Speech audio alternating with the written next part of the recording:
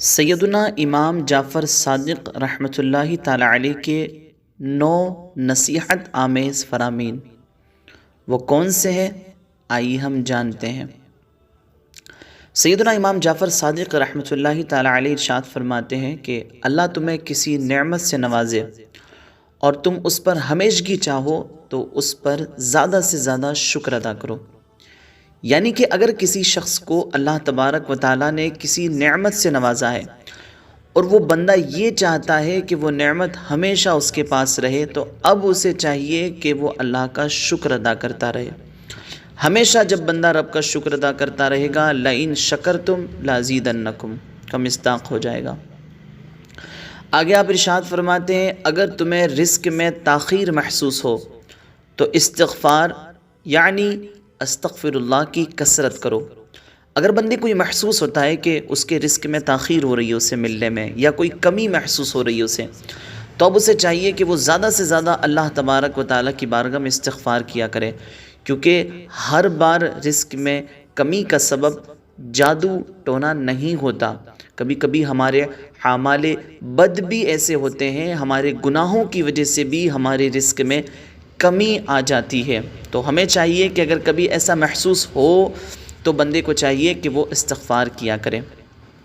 آگے آپ ارشاد فرماتے ہیں کہ اللہ تعالیٰ نے دنیا کو حکم ارشاد فرمایا، اے دنیا جو میری عبادت کرے تو اس کی خدمت کر، اور جو تیری خدمت کرے تو اسے تھکا دے۔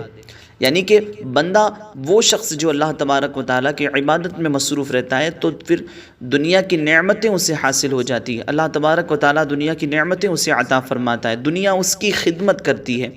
لیکن وہیں پر وہ شخص جو ہمیشہ دنیا کے پیچھے بھاگتا رہتا ہے، دنیا کی خدمت کرتا ہے، تو پھر اس کے بعد دنیا اسے تھکا دیتی ہے۔ بندہ دوڑ رہا ہوتا ہے، دنیا اس کے آگے رہتی ہے، وہ دنیا کے پیچھے رہتا ہے، بھاگتے بھاگتے بھاگتے اس کی زندگی پوری ہو جاتی ہے، مگر اس کی خواہشات ختم نہیں ہوتی ہے۔ آگے آپ ارشاد فرماتے ہیں کہ صدقے کے ذریعے رزق میں اضافہ اور زکوٰۃ کے ذریعے اپنے مالوں کو محفوظ کر لو۔ یعنی کہ اگر کوئی شخص رزق میں اضافہ چاہتا ہے، وہ چاہتا ہے کہ اس کے رزق میں بڑھوتری ہو جائے، تو اب اسے بندے کو چاہیے کہ وہ صدقہ کیا کریں، کیونکہ صدقہ بلاؤں کو بھی ٹال دیتا ہے، آنے والی مصیبتوں کو بھی ٹال دیتا ہے، اور رزق میں برکت کا ایک اہم ذریعہ بھی ہے۔ اسی کے ساتھ میں اگر بندے کے پاس مال موجود ہے اور اگر وہ صاحب نصاب ہو چکا ہے، اس پر زکوٰۃ فرض ہے، تو اب وہ اپنے مال کی زکوٰۃ بھی ادا کرے تاکہ کہ اس کا مال محفوظ ہو جائے۔ آگے آپ ارشاد فرماتے ہیں، اللہ پاک نے سود کو اس لیے حرام کیا تاکہ لوگ بھلائی کرنے سے نہ رک جائیں، اور ارشاد فرماتے ہیں کہ اللہ پاک فضول خرچی کرنے والوں کو محروم کر دیتا ہے۔ بندے کو چاہیے کہ وہ فضول خرچی سے ہمیشہ پرہیز کرتا رہے۔ آگے آپ ارشاد فرماتے ہیں، دین میں لڑائی جھگڑے سے بچو کہ یہ دل کو مصروف رکھتا اور نفاق یعنی کہ منافقت پیدا کرتا ہے۔ تو ہمیں چاہیے کہ ہم ہمیشہ دینی معاملات میں لڑائی جھگڑے سے محفوظ رہیں، کہ ہمیشہ پھر دل اس کا اسی میں مصروف رہے گا اور پھر اس کے دل میں نفاق بھی پیدا ہو جائے گا، زبان پر کچھ دل میں کچھ۔ میانہ روی اختیار کرنے والا تنگ دست یعنی کہ غریب نہیں ہوتا۔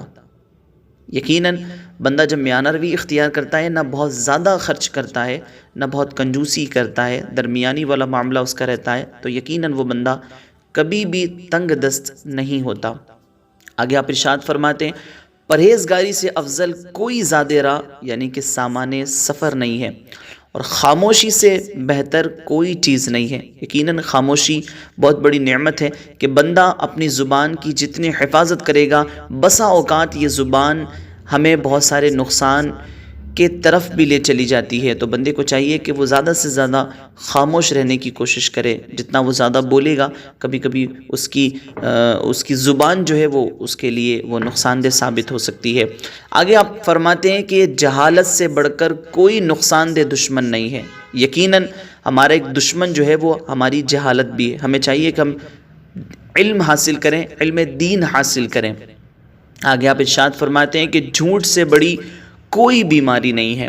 یقیناً جھوٹ بہت ساری چیزوں سے ہمیں محروم کر سکتا ہے۔